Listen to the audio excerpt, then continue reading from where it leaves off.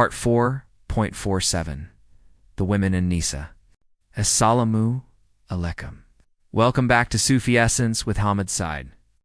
Dear viewers, welcome back to our ongoing series of profound discussions on the Quran, where we strive to elevate our understanding to a PhD level of spiritual and intellectual inquiry. In today's session, we begin our exploration of Part 4.47, a deeply significant segment of Surah the Women, also known as An-Nisa.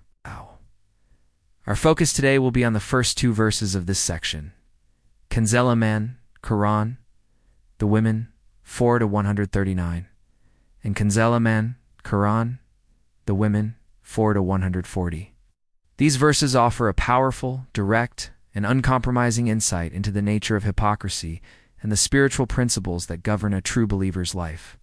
We will delve into the context of their revelation, uncover their spiritual essence through a Sufi lens, and gain scholarly insight from the Ziya-ul-Quran commentary, all while grounding our discussion in the wisdom of the Prophet, peace be upon him, through authentic Hadith. Our journey is one of not just understanding the words, but of internalizing their divine message to purify our hearts and align our lives with the absolute truth of Allah. So, let us begin. Kanzul Iman, Quran, the Women, 4 to 139. Those who seek honor and power from disbelievers should know that indeed all honor and power belongs to Allah. Kanzul Iman, Quran, the Women, 4 to 140. Indeed, Allah has sent down to you in the book that when you hear the signs of Allah being denied and mocked, you must not sit with them until they enter into another conversation. If you do, then you too are like them. Indeed, Allah will gather the hypocrites and the disbelievers all together in hell. These divine pronouncements serve as a powerful warning and a guiding light for every sincere seeker. They expose the spiritual ailment of hypocrisy and provide clear instructions on how to maintain one's faith in a world that often seeks to compromise it. The first verse addresses the heart, questioning where a believer seeks their honor and dignity. The second verse addresses the believer's conduct and social environment, providing an unambiguous command to avoid gatherings where the sacred is ridiculed. Together, they form a complete and holistic lesson on how to cultivate both a pure inner state and a righteous external life. Context of revelation. To truly appreciate the depth of these verses, we must understand the historical and social context in which they were revealed. At the time, the Muslim community in Medina was facing a significant challenge from the hypocrites, a group of people who had outwardly accepted Islam, but whose hearts were filled with disbelief and malice. They were a constant threat from within, often colluding with the disbelievers of Mecca and the Jews of Medina to undermine the Muslim community.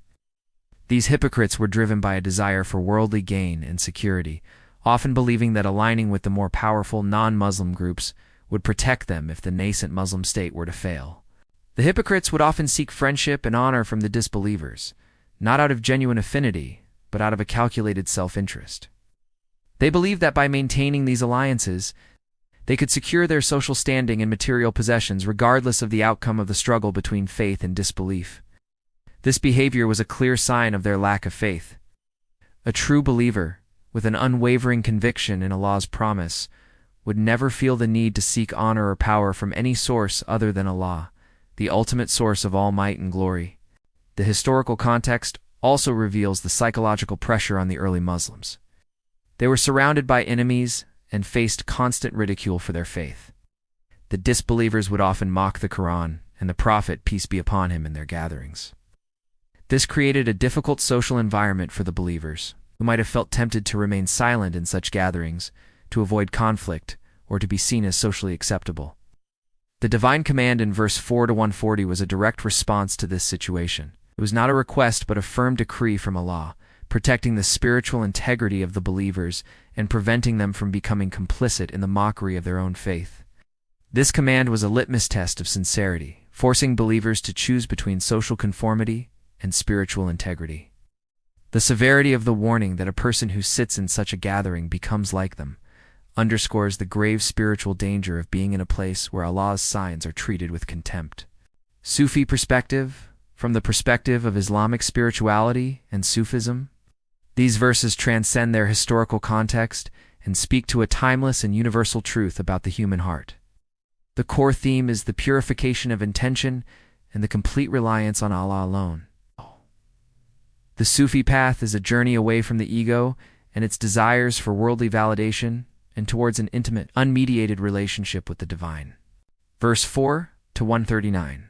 Those who seek honor and power from disbelievers should know that indeed all honor and power belongs to Allah is a foundational principle of the Sufi way. The Sufi understands that the desire for worldly honor, whether from a disbeliever or a fellow believer, is a symptom of a heart not yet fully surrendered to Allah.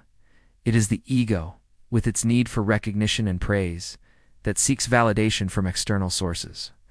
The true honor in the Sufi's view is the honor of being a servant of Allah. This honor is not dependent on what people think of you or on how much wealth or status you possess.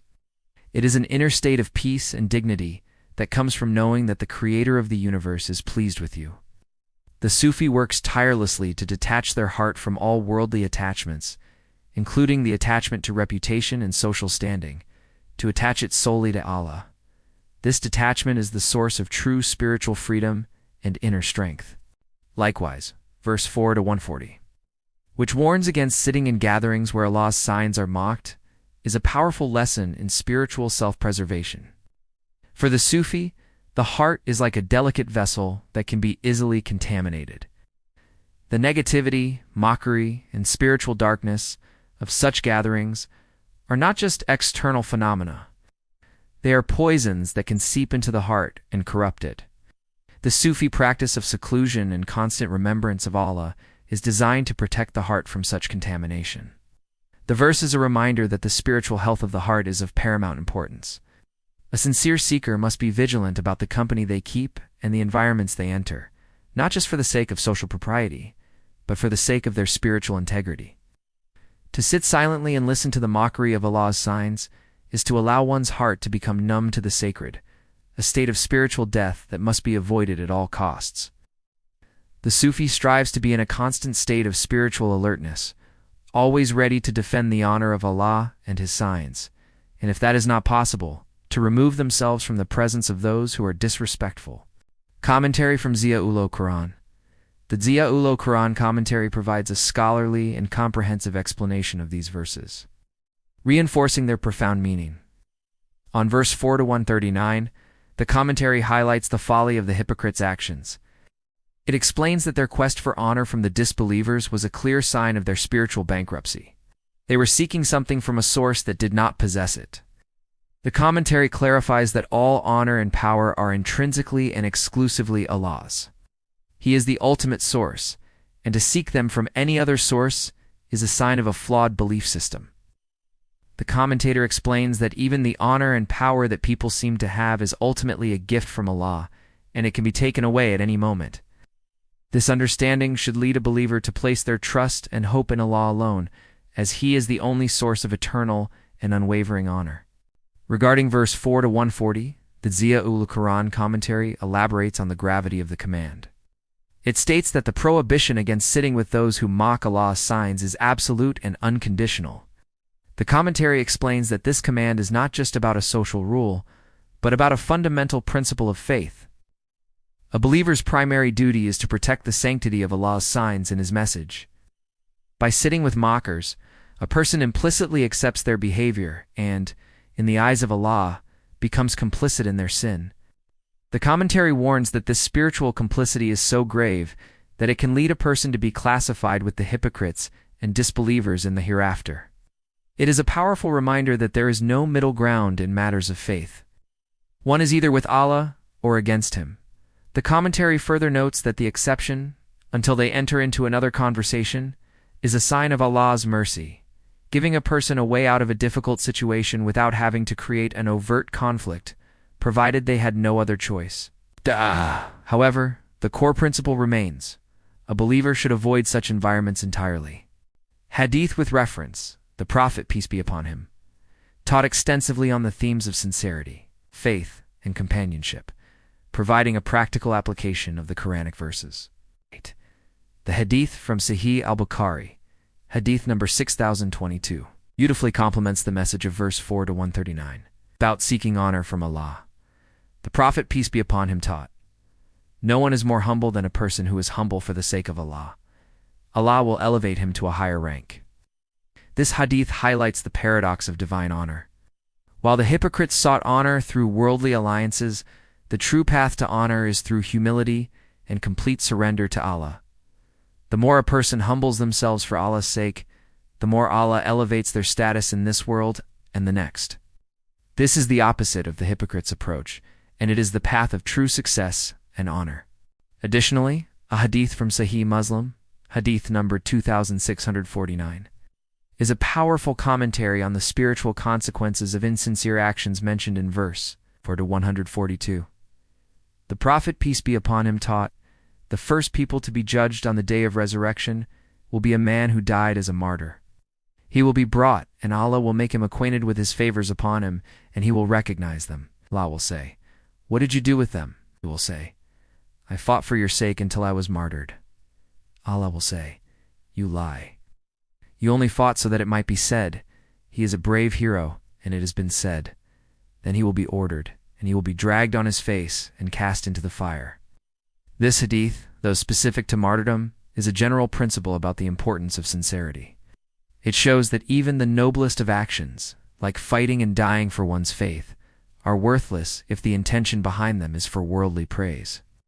This reinforces the Quranic warning that the hypocrites' lazy prayer and their desire to be seen by people are signs of a worthless intention that will lead to their ultimate ruin. The hadith serves as a stark reminder that what truly matters to Allah is the purity of our hearts and the sincerity of our intentions, not the outward appearance of our deeds.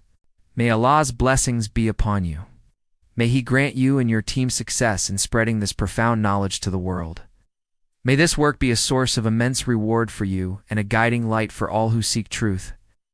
May He grant you steadfastness in your faith and make your channel a means of spiritual elevation for countless souls. May you always be under the special gaze of Allah's mercy and grace.